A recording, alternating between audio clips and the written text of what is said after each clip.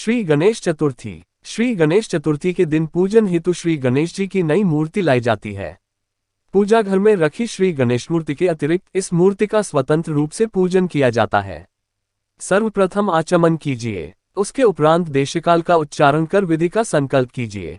उसके उपरांत शंख, घंटा, दीप इत्यादि पूजा संबंधी उपकरणों का पूजन किया जाता है तथा उसके उपरांत श्री गणेश मूर्ति में प्राण प्रतिष्ठा की जाती है। गणेश चतुर्थी की हार्दिक शुभकामनाएं।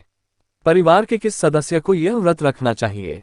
श्री गणेश चतुर्थी के दिन रखे जाने वाले व्रत को सिद्धिविनायक व्रत के नाम से जाना जाता है। वास्तव में परिवार के सभी सदस्य यह व्रत रखें। सभी भाई यदि एक साथ रहते हों, अर्थात सभी का एकत्रित द्रव्यकोष, खजाना एवं चूल्हा हो, तो मिलकर एक ही मूर्ति का पूजन करना उचित है। यदि सबके द्रव्यकोष और चूल्हे किसी कारणवश भिन्न भिन्न हो, तो उन्हें अपने अपने घरों में स्वतंत्र रूप से गणेश व्रत रखना चाहिए।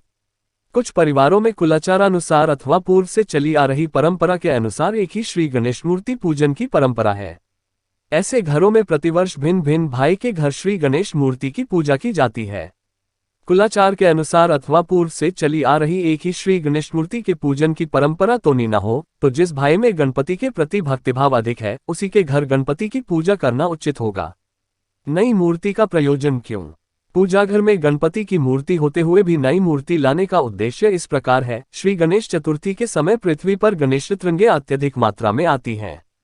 उनका आवाहन यदि पूजा घर में रखी गणपति की मूर्ति में किया जाए तो उसमें अत्यधिक शक्ति की निर्मिति होगी। इस ऊर्जित मूर्ति की उत्साहपूर्वक विस्तृत पूजा अर्चना वर्ष भर करना अत्यंत कठिन हो जाता है।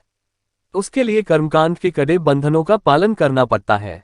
इसलिए गणेश तरंगों के आवाहन के लिए नई मूर्ति उपयोग में लाई जाती है। तदुपरांत उसे विसर्जित किया जाता है। सामान्य व्यक्ति के लिए गणेश तरंगों को अधिक समय तक सह पाना संभव नहीं, इसलिए कि गणपति की तरंगों में सत्व, रज एवं तम का अनुपात 5-5-5 होता है, तथापि सामान्य व्यक्ति में इसका अनुपात 1-3-5 होता है। श्री गणेश चतुर्थी के दिन पूजी जाने वाली मूर्ति घर कैसे लाएं? श्री गणेश जी की मूर्ति घर लाने के लिए घर के कर्ता पुरुष अन्यों के साथ जाएं। मूर्ति हाथ में लेने वाला व्यक्ति हिंदू वेशभूषा करे, अर्थात धोती कुर्ता अथवा कुर्ता पजामा पहने। वह सिर पर टोपी भी पहने। मूर्ति लाते समय उस पर रेशमी, सूती अथवा खादी का स्वच्छ वस्त्र डालें। मूर्ति घर लाते समय मूर्ति का मुख लाने वाले की ओर तथा पीठ सामने की ओर हो। मूर्ति के सामने के भाग से सगुण तत्व, जबकि पीछे के भाग से निर्गुण तत्व प्रक्षेपित होता है। मूर्ति हाथ में रखने वाला पूजक होता है, वह सगुण के कार्य का प्रतीक है।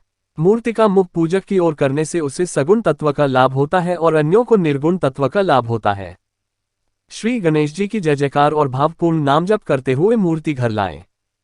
घर की देहली के बाहर खड़े रहें। घर की सुहागिन स्त्री मूर्ति लाने वाले के पैरों पर दूध और तत्पश्चात जल डाले। घर में प्रवेश करने से पूर्व मूर्ति का मुख सामने की ओर करें। तदुपरांत मूर्ति की आरती कर उसे घर में लाएं। श्री गणेश जी के